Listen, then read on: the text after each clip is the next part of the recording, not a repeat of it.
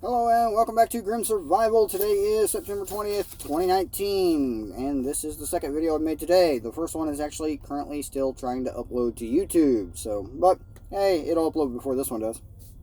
You won't notice the difference, but I will. Alright, talking about a little bit of news today. Today there is news, and in the previous video that is being uploaded now, I did tell you that I haven't been making videos for the last couple of days. My schedule has been quite a bit off. I'm currently almost back on my normal schedule. I'm at a place I usually go to, but I'm probably about 4 hours behind my normal time. And I'm expected to complete my runs as usual, you know, even though it's going to take me another 10 hours to do it, but they don't care. But whatever. We'll see if that actually happens. But the point of the video is not to talk to you about my job and how much, it sucks today. And if you watch the previous video that's being uploaded, you know why. But we'll leave it there because, suspense, right? If you haven't watched it yet, go do that, please. So, the news. We're talking about pigs. It's food, in case you didn't know. Food. We always talk about food because... Why do I talk about food so much? Because I'm so skinny and I'm always hungry.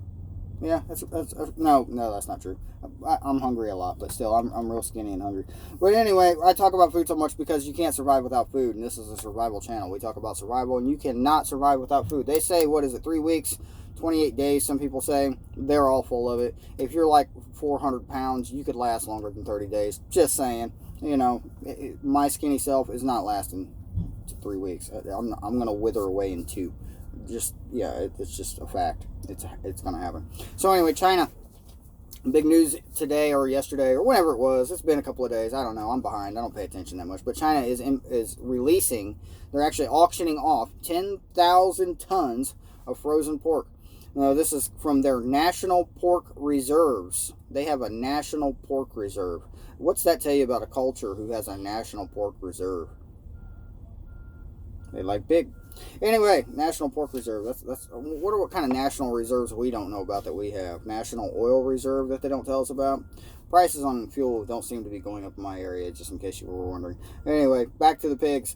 They're releasing 10,000 metric tons of frozen pork. Now, this frozen pork was imported earlier, before we knew we were going to be in need of it. They imported it from the United States, Denmark, France. They imported it from a lot of different countries. Over a period of time, and it's not been tainted by the swine fever is what they're calling it in China. And there's several people that are calling it the Great Chinese Famine. Pigs are their number one thing in China. It really is. In 2018 there were 769 million pigs throughout the entire world. China, of course, being number one in the global pork population. This year, China has lost an estimated, probably more than this, 100 million pigs to swine fever is what they're calling it. Swine flu. Same thing. Well, I don't know if it's the same thing, but I didn't look it up back because I don't really care. It killed the pigs.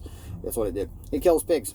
I have read something somewhere, I don't quote me on it, that whatever is killing the pigs could also be transmitted to humans. Not sure if that's true. But, 769 million pigs, number one pork population in China, and they have lost 100 million pigs. You add that to the other crop crises we're having throughout the globe. Rice is being hit, corn, obviously, all of it, all across the board. Every type of food somewhere has been affected from something. Food, it's always important. Price of hot dogs in China has gone up 130% since January. Why do I know that? I don't know that. I wrote it down. I thought it was interesting. 130% for the price of hot dogs. Now, this may be wrong of me, but when you talk about hot dogs in China, what do you think of? Because I don't think of what an American hot dog, ketchup, mustard. That's not what I think of. I think of a wiener dog running away and somebody chasing it with a giant bun, I probably shouldn't think that way. It's stereotypical and wrong, but I thought it was funny. Sorry, Chinese people. I'm going to have to go repent after this video. I am. I could just see it. So, they're importing it. All their pigs are dead. I don't know. Chinese people are porkless. It's not supposed to be funny, but it's kind of funny. I mean, I'm sorry, it's funny, but it is.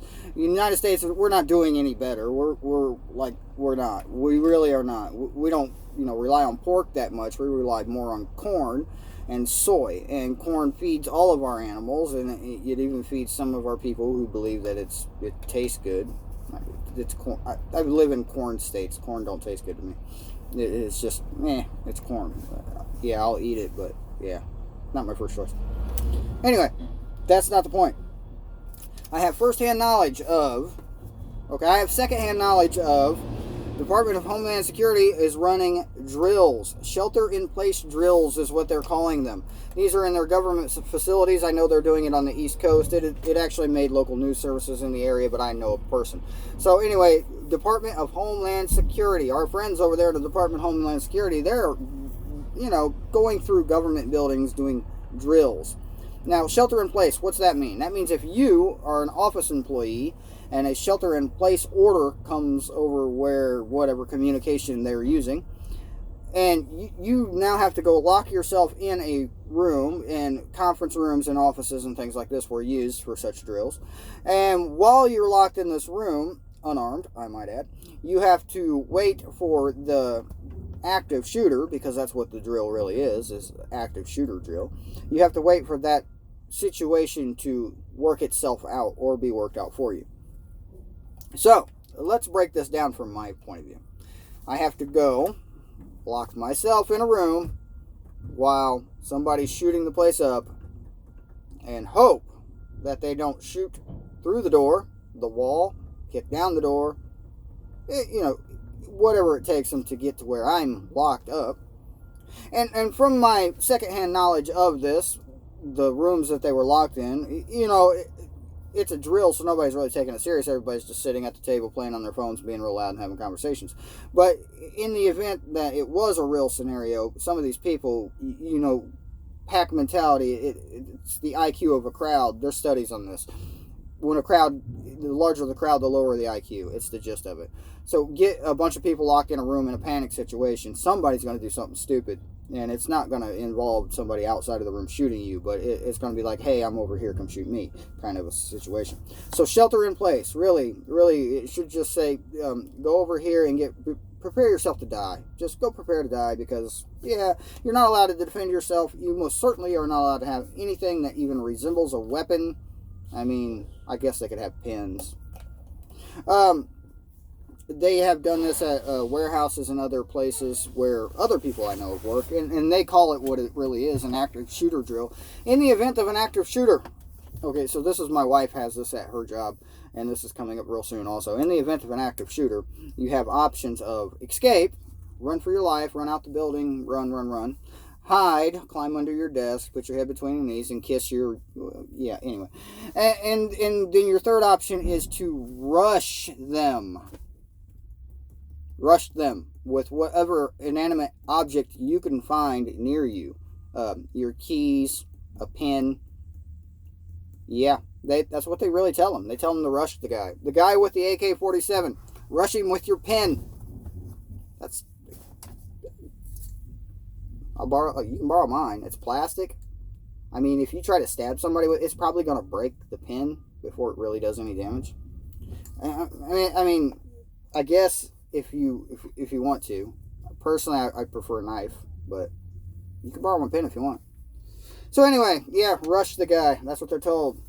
Fortunately, people that are related to me immediately are armed, and that's where I'll leave that. So, active shooters and shelter in place. Shelter in place.